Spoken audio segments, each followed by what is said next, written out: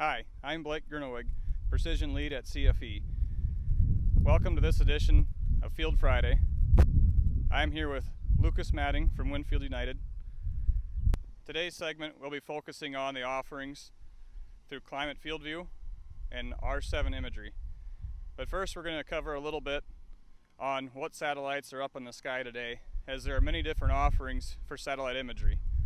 Most of our base imagery comes through Landsat satellites or Sentinel satellites put up either by the US government or European. The next offering, there's private sectors that offer daily imagery of your crops in certain areas or by order. Those satellite images are then taken and processed down to either the two platforms we offer in Climate or in R7. Lucas is going to describe how often that satellite imagery is taken.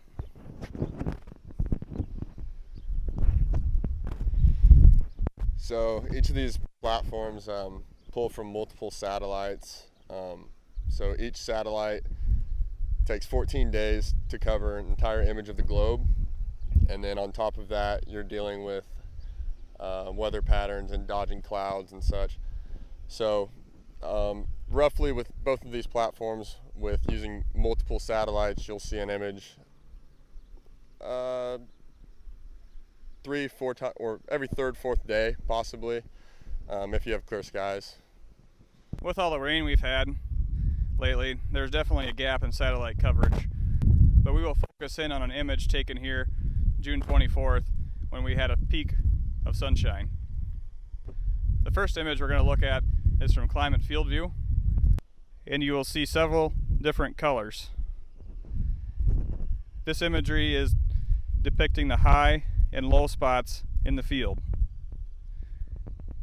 Now we still have to go out to these areas of the field to figure out what is actually going on in that area.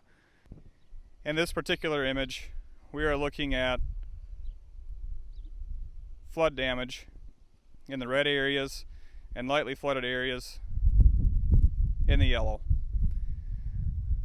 We will use this image later on to determine if we want to make nitrogen applications or other fungicide applications and maybe exclude certain areas of the field.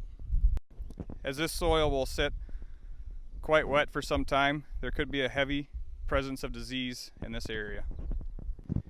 In addition to Climate's scouting image, there's also a vegetation image.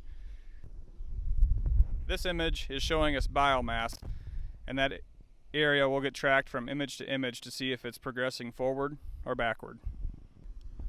Lucas is going to describe a little bit what R7 can do in this situation.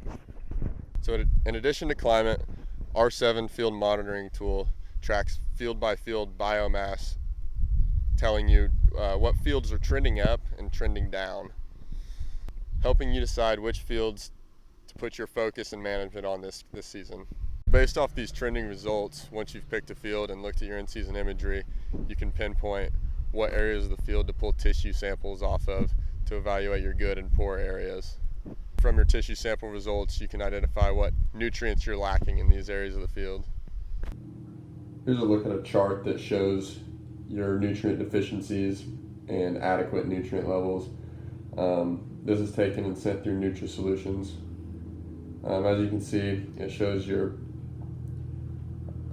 nutrient deficiencies at the bottom, as well as some products that can help get these back to the responsive and adequate states.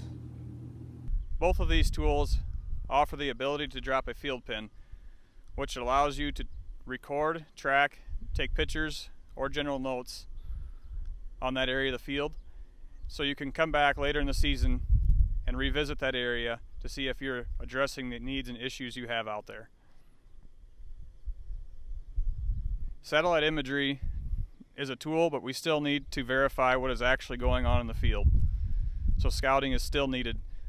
Talk to your CFE agronomist for more information on satellite imagery on your field through either Climate FieldView or R7 by Winfield United.